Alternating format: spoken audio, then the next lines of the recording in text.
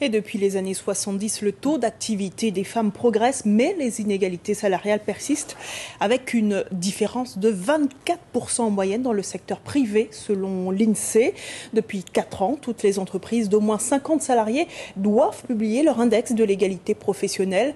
Une de nos équipes s'est rendue dans une société automobile qui a obtenu un score largement supérieur à la moyenne nationale.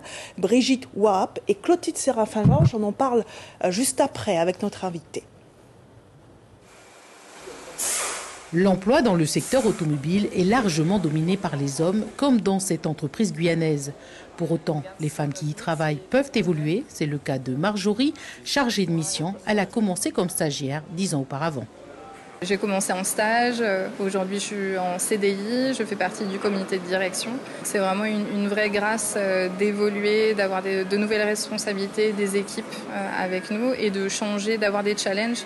Donc moi j'ai vu la communication, l'import, le marketing et de nouveau l'import, donc ça dynamise une carrière. C'est une pièce que Laura est responsable des achats et approvisionnements de pièces détachées. Elle a sous ses ordres une dizaine de personnes, essentiellement des hommes.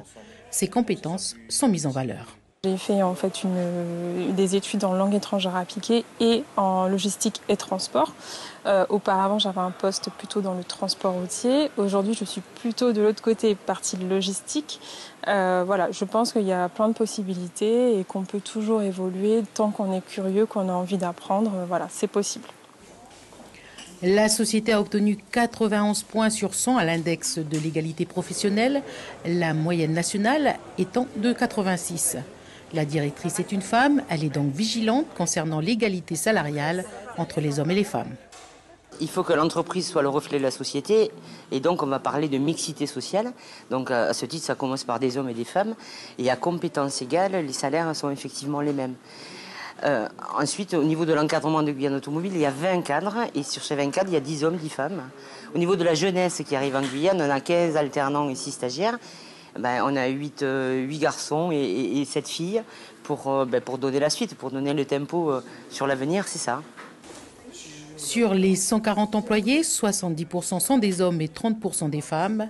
Un écart qui peut encore s'améliorer.